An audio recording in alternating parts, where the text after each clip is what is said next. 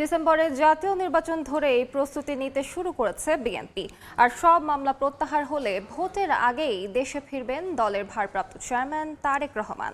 সময় সংবাদকে দেয়া একান্ত সাক্ষাৎকারে কথা বলেছেন বিএনপি মহাসচিব মির্জা ফখরুল ইসলাম আলমগীর। চলতি মাসেই নির্বাচনের রোডম্যাপও প্রত্যাশা করেন তিনি। মহাসচিবের বিশেষ সাক্ষাৎকার নিয়েছেন আহমেদ সালেহীন। তো গণতন্ত্র পুনরুদ্ধারের জন্য লড়াই আপনারা করে যাচ্ছেন, সেই কারণে আপনি বারবার বলেন সবকিছু সংকট সমাধানের একটাই উপায় নির্বাচন। প্রধান উপদেষ্টার সঙ্গে বৈঠক করেছেন, সেখানেও কিন্তু আশ্বস্ত হয়েছেন বলে আপনি জানিয়েছিলেন যে ডিসেম্বর নাগাদ নির্বাচন হয়, যেটা আপনাদের দাবি ছিল যে এই বছরের মধ্যে নির্বাচন। আপনারা স্যার কতটুকু আশ্বস্ত হয়েছেন? না, এখানে ওনাদের সঙ্গে আলোচনা করে যেটা সুনির্দিষ্ট কিছু না বললেও ওনারা এই কথা বলেছেন যে ডিসেম্বরের মধ্যে তার নির্বাচন করার সব প্রস্তুতি নিচ্ছেন। হ্যাঁ, সেই নির্বাচনে স্যার আপনাদের প্রস্তুতি কতটুকু? নির্বাচনের জন্য সবসময় প্রস্তুত থাকি, আন্দোলন করি, সাথে নির্বাচনের জন্য প্রস্তুত থাকি। সেই জন্যে আমরা মনে করি যে আমরা নির্বাচনের জন্য অবশ্যই প্রস্তুত আছি।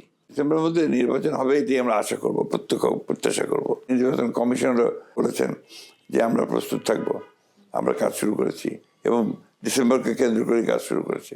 অর্ধেক পাউডারে দ্বিগুণ উজ্জ্বলতা, নতুন রিন অ্যাডভান্সড অর্ধেক পাউডারে দ্বিগুণ উজ্জ্বলতা।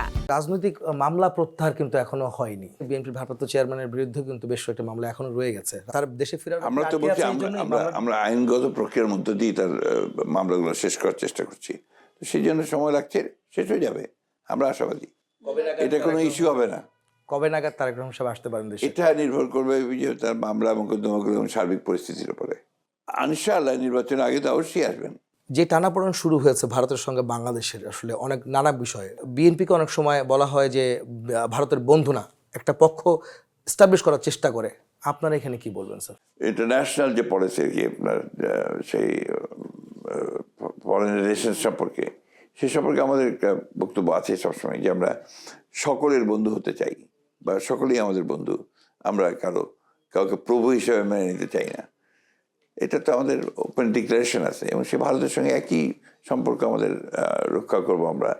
ভারতের সাথে বিএনপির সম্পর্ক এখন কেমন? এখানে তো ধরেন সারাক্ষণ গত বছরগুলোতে, সময়গুলোতে আমাদের বিরুদ্ধে ভারত থেকে বলা হচ্ছে আমরা ভারতের শত্রু, আমরা এই আপনার ভারতের সঙ্গে সম্পর্ক ভালো হতে দিই না, বা ভারত যখন সক্ষমতা ছিলাম ভালো করিনি।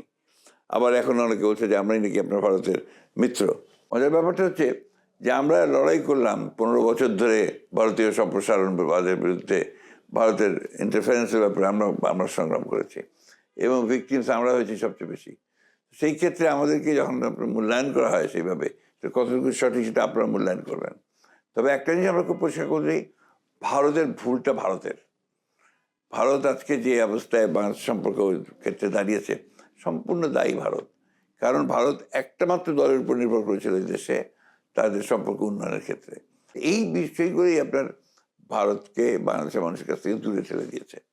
আর দায়িত্বটা ভারতের, যে বাংলাদেশের মানুষের সঙ্গে সম্পর্ক তৈরি করা, বাংলাদেশের সঙ্গে সম্পর্ক তৈরি করা। কারণ এখনও শেখ হাসিনাকে সেখানে আশ্রয় দেওয়া, আওয়ামী লীগের নেতাদেরকে সেখানে আশ্রয় দেওয়া, যারা এখানে হত্যা করে তাদেরকে আশ্রয় দেওয়া, এটা তো সুসম্পর্ক তৈরি করছে না। সুতরাং ভারতের উচিত হবে এই জিনিসকে বিবেচনা করে অবিলম্বে তাদেরকে বাংলাদেশের হাতে অর্পণ করা এবং তাদের বিচার ব্যবস্থা করা।